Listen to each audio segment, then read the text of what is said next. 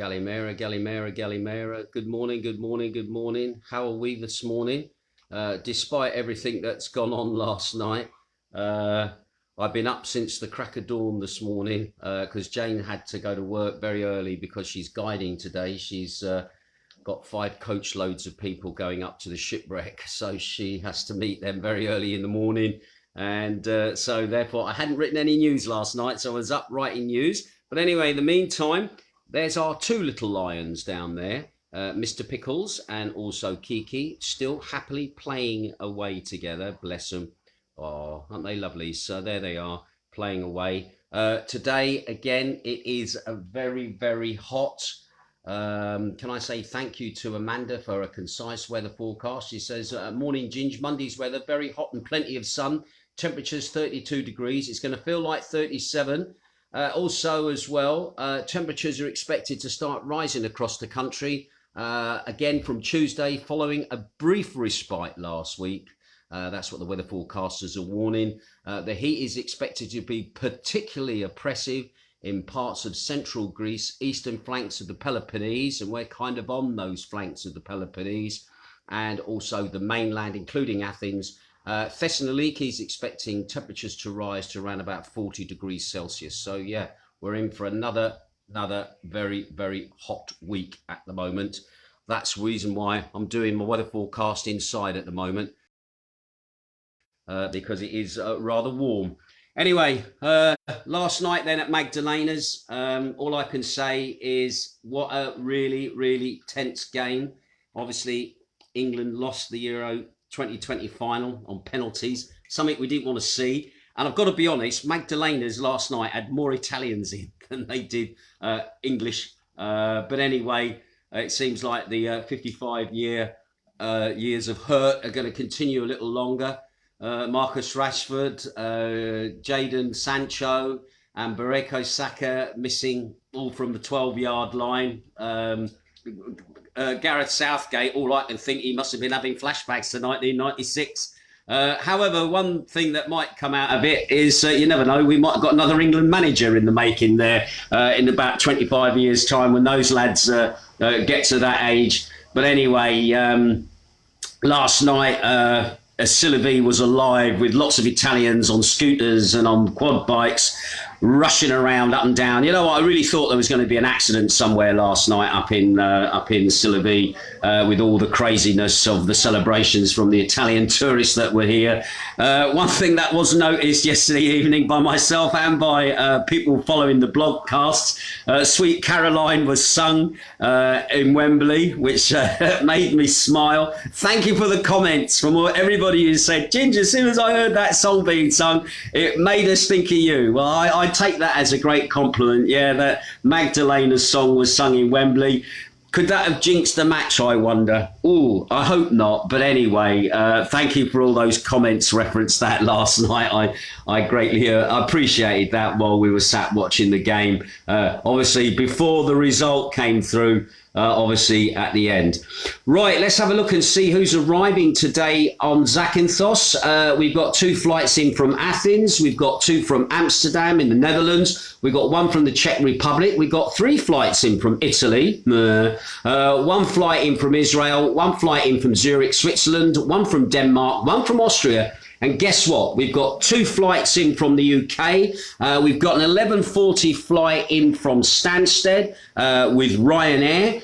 And we've also got an EasyJet flight in from Luton. That's coming in at 12:45. So it'll be interesting to see who is going to be on those flights, whether those flights are going to be very full with people at the moment or not. Because again, don't forget, we're all waiting to see what's going to happen on the 19th, whether Boris is going to keep his word as to regarding the amber list and quarantine and all the other stuff that's going on with it, and just seeing if our season will then start to really pick up with the British after next Thursday, or this Thursday coming.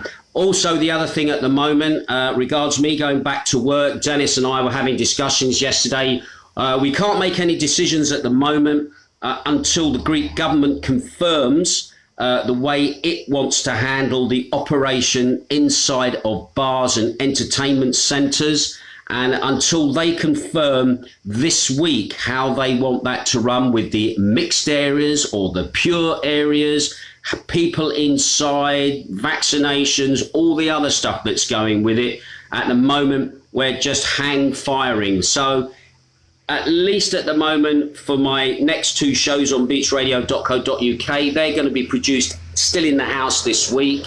But if we do go back to work next week, the shows will start to be produced actually from Magdalena's in front of a live audience, depending whatever restrictions are being placed on them. Can I say a quick hello to Dino, who was telling me that he'd done a couple of weddings during the week, and he said the instructions were no dancing. And he said, luckily, the people at the weddings were fully understanding of what was going on. And obviously they had to comply. But it's still difficult in the way of doing things here to what we're normally used to. Right.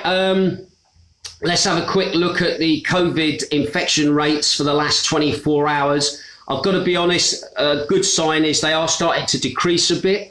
You might remember that yesterday, Sunday, we said the infection rate was 2,327 new infections across the country. The infection rate has dropped, for today, 1,465 new infections. So that is a drop. 11 new cases were identified at checks into the country. That's up on the 6 on the previous report.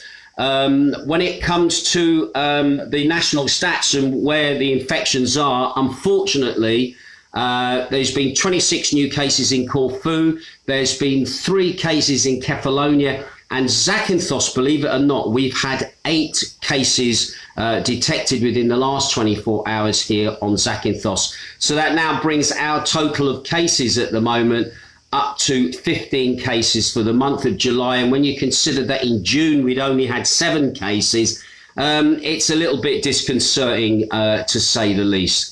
Anyway, when it comes to deaths, we did say yesterday deaths had reached an all-time low of 2. Unfortunately, that's crept up just ever so slightly to 5 new deaths across the country, bringing the grand total now to 12,792. Again, the average age of those people, 79 years of age, 96% of those having underlying health problems or being over the age of 70. And once again, our condolences to the families of people that they have lost at this time. When it comes to critical cases, interestingly, the critical cases in ICUs across the country are still on a decline, which I think is really, really good positive news. I did report to you the other day was 146 people in critical cases in ICUs across the country. That number has dropped down to 142 critical cases. 96 of those are male and 46 of those are female. So there you go. That's the stats in the last 24 hours. So I would say the stats are what I would say kind of mixed. Now, today's news then, with the arrival in full force of the Delta corona variant, this is their wording, not mine, and the new spike in cases, this is prompting the Greek government to step up its efforts to boost vaccination rates amid growing concerns about the possible effects on tourism and the economy in general. Now, with the advent of a 4th wave of pandemic, which they are saying now is a foregone conclusion, Greek government officials are sounding the alarm as current data suggests that by the autumn, Greece will still be low, although marginally, the threshold needed to build the coverted wall of immunity. I told you that phrase would be coming in everywhere. Even though vaccination rates have indeed picked up significantly over the last week, the government is still reeling over a recent public opinion poll that was conducted by Pulse for Sky TV channel, that's Greek Sky TV, which found that 40% of those who have not yet been vaccinated against COVID-19 said that they won't be vaccinated. Now, in the light of these developments, the government is seeking a grassroots approach by engaging local authorities and even the church to increase the percentage of vaccinated people. Indicatively, in one village, the participation in the inoculation program is just 5% because the local priest there is against vaccines. Anyway, at present, however, the Greek government does not intend to make any major adjustments to its planning. The decisions expected in the current phase mainly concern the mandatory vaccination of certain occupational categories, as well as how indoor areas will operate. And that's what we are waiting for at the moment, to find out how we are to operate, obviously get ourselves back to work again, with more people being allowed inside of the areas being used, because at the moment everything has to be outside. And again, we're waiting for those final decisions to be announced, and that is going to be sometime during the week. However, according to information, the compulsory vaccination for workers at care facilities for the elderly and the disabled has already been decided, while it remains to be seen whether the same rules will apply for healthcare providers now or later. While the vaccination rates for medical staff overall are particularly high, however, the same cannot be said for nurses. It seems that nurses at the moment are one sector where they're not taking up the vaccine as much as other healthcare workers are within the running of the healthcare systems here in Greece. Anyway, government sources have also noted that there is also an ongoing debate whether compulsory vaccination should be extended to other categories, such as teachers, military conscripts, with concerns of being more of a practical rather than a legal nature. I mean, I think when they say a practical nature is how they're going to go about actually giving a vaccination to all these different groups of people. Now, the indecision stems from the fact that there is no precedent, as well as similar measures have not been taken in any other country. So it seems at the moment Greece is kind of on its own here, where it is calling for mandatory vaccination of healthcare workers, other areas of society, where other nations haven't actually gone that route yet. They've always just relied on people coming forward themselves and voluntarily having the vaccine. Officials are also in two minds over how exactly to sanction someone who's serving in the military for refusing to get vaccinated. And I know from my own personal experience during Gulf War I, the forcible vaccination of American troops that many years later resulted in what was then called Gulf War syndrome, etc., etc. Again, it will be seen to be interesting to see how the Greek military will deal with that. I'm not sure if they vaccinate already when people join up. I know when I was a recruit training instructor, all our recruits, when they first arrived, got vaccinated, but they were vaccinated for things like hepatitis, etc., stuff like that. But never a vaccine for like COVID. Obviously, that's after my time. So again, it'll be interesting to see in which direction the Greek military are going to take, and also as well, just in general, with militaries just across the world in regards vaccination of their troops. Anyway, moving on then, Greece's fire service said that over the weekend there were 58 fires that broke out in a 24-hour period from 7 p.m. on Sunday. Most were immediately put out early, and there were no serious fires on a scale as they reported on Saturday. Now, this is right across the country. This is not here on Zakynthos, although we have had some fires here on Zakynthos. Anyway, they said after dozens of fires on Saturday, July the 10th, and Sunday, several areas are now at high danger levels. Fire fronts that burned yesterday have been brought under control, while even an arrest was made for a fire in Styra Evia, which is again on another part of Greece. Now, people in Zakynthos here are being reminded of their duty of care to make sure that there is a prevention of fires. You are again reminded, be careful with your cigarette ends, be careful if you decide to have a barbecue, be careful if you go out and you have yourself a little picnic and you're putting your glass bottles down and stuff like that. And the magnifying glass effect with the heat and the sun could easily inadvertently cause a fire. Okay, so once again, just to remind you, and if you do cause a fire, this is the other danger. Doesn't matter whether it's an accident or not, you will be classed as an arsonist and you'll be judged in the courts here as an arsonist. And trust me, very, very severe sentences can be passed. So please be very careful. Now, interestingly, this week, DEFEA, which is the Defense Exhibition Athens, is opening its doors on Tuesday at the Metropolitan Expo Centre, which is just close to the Athens airport. Now, this is a 3-day fair which will feature local and leading companies presenting defence systems for ground, sea and air, and also systems of national defence and security. Now, this event is being held under the auspices of the National Defence Ministry, and I find it interesting that we're having one of these defence exhibitions here in Greece. Greece at the moment has been buying a lot in the way of equipment for their armed forces. There's been a lot of restructuring of the armed forces at the moment. We're here in Greece as well. They're changing their working practices with the Americans and also a lot with the Israelis as well, obviously because of what's been happening in the Western Mediterranean with Turkey. So again, that's going to be interesting. And I don't know about you, if I'm just the only person who's getting these, but every time I seem to go onto Facebook and I get an advert that comes up on Facebook, it's always for Rafael Defence Systems. As if I'm in the market to go and buy my own missile defence system. And that kind of really makes me wonder, why would I get targeted with advertising for defence industry as if I can just go out and buy my own missile defence system? So again, I don't know if anybody else is getting these adverts, but I certainly am at the moment as well.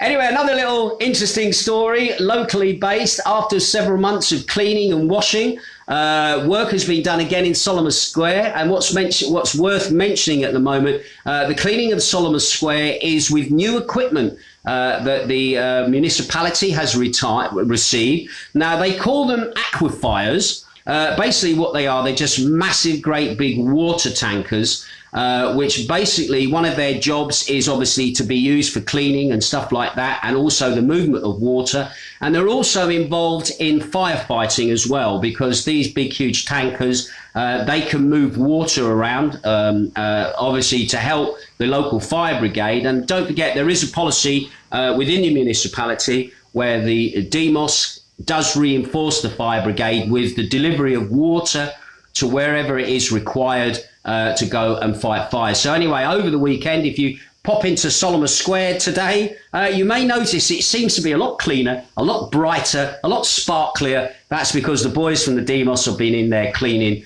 over Friday and Saturday night. So it might be well worth just going in and having a look. Now, final story today, and not my final story, but a very, very big story. I know certain people that are tuning in are going to be very interested in this. There's been a huge and very important struggle which is being made every day by the people from the animal welfare organisations of Zakynthos to take care of the many strays, despite their intense and continuous protests to the municipality, that no solution is now being given to what is still and has always been a growing problem. Now, a lovely lady by the name of Miss Limura, she's the treasurer of the Zakynthos Animal Welfare. She stressed that while the municipality announces on social media the creation of a municipal shelter, she says there is no information and no schedule. She then says on Facebook, a deputy mayor writes that the municipal shelter will be built. We do not have a schedule or a location found. We do not know anything until he gets permission and what is going to happen. Anyway, Ms. Liminal stressed that the creation of a municipal shelter will not solve the problem, and noted that the volunteers can do whatever they can to fill the gaps that exist at the moment. She said, we can no longer stand it. They want to build a shelter of a strict European standards. Let them build it and let's see. But the shelter alone does not solve any problems. This is only part of the solution. She then goes on to say that a 5-member committee has been set up on paper. Makes you think of the life of Brian when they immediately have a meeting to decide something. So the first thing you do, you set up a committee to discuss it before you actually do anything, all right? I get a feeling of a bit of a life of Brian's coming here. she said, while the law says that the members of the animal welfare should be involved in the management of the programs for the stray, this is not the case here. Now, the committee has not met. We learn the announcements from social media, and because they emphasize and say that it will be a shelter of strict standards, our minds associatively go, how do they mean that? What is meant by the volunteers is they say it just sounds very sketchy. So far, who did the management? So obviously what they're saying is that they're making announcements by social media.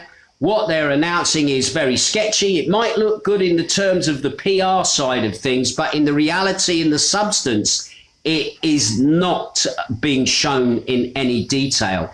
Anyway, she also says these symptomatic conversations and the blowback, she says, tell us nothing.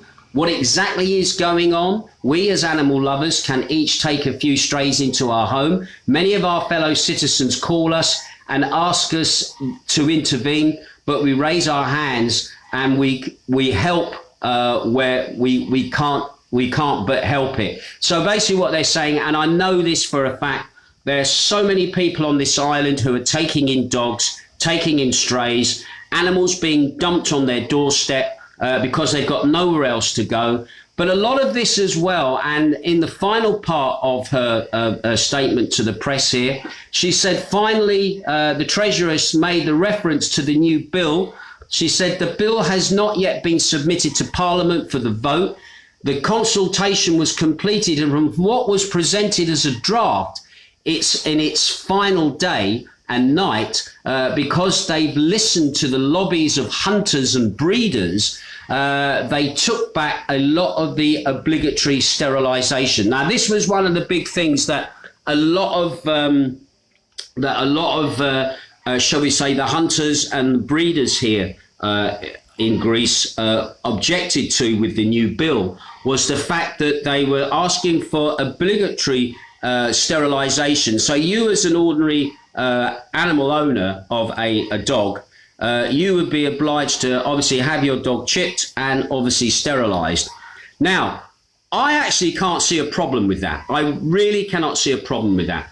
Unless you are a proper breeder, all right, then obviously you must get a licence. There must be some form, there must be some form of legality for you to be able to breed dogs. And now I do know that Crete were very vocal on this with their Cretan hunting dogs, and they made a right song and dance of everything in regards their dogs about how this breed will die out if people are not allowed to breed it. But what we're saying is that now there are responsible dog owners here and responsible animal owners in Greece. There are 100%. However, there is those of the mindset who believe the dog must have his full tackle. He's not a dog if he hasn't got his full tackle, and therefore I blatantly refuse to have my dog sterilised. And those are the people who end up dumping dogs at the end of your driveway, dumping them out in the street, dumping them up in the hills, or even just going out with a shotgun and blasting them somewhere, either once they've fulfilled their usefulness or they've got puppies that they don't want. So again, this is still a very, very difficult situation. And to be honest, it would be simple. It would be simple to sort. If you want to be a breeder, you get a license and you're checked. If you own a dog, and even if it's for hunting, you still are obliged to have it sterilised, unless you can present other reasons where then you're licensed to have an unsterilised dog. Charge a lot of money for that. That would soon sort people out. But again, we've seen so many animals here that the owners just don't want to sterilise, and also make sterilisation cheaper. I know in Kefalonia they have sterilisation people come over, charities come over to sterilise animals. But here on Zakynthos, we've been very slow to take that up. It's like, well, we're taking work away from the vets by doing it. And I think a lot of vets would rather see animals being sterilised, so there's not lots of stray dogs left dumped on the street, rather than basically, letting animals just breed and breed and breed with nowhere to go and no home to take them in. So anyway, that is the news from there. And finally, a nice little bit of happy news. All right, extra virgin olive oil, it now seems may safely help prevent Alzheimer's. Now, it seems that clinical trials in humans with mild cognitive impairment, I'm thinking of Joe Biden here, which is the decline in thinking skills characteristic of the early stages of Alzheimer's, is producing encouraging results. Now, the US Food and Drug Administration has approved a controversial drug that may slow down cognitive decline in patients in the early stages of Alzheimer's. Now, uncertainty about the drug's efficiency and cost concern the possibilities of the side effects that this drug may have. However, it is also been decided that extra virgin olive oil could actually be a better way of preventing Alzheimer's.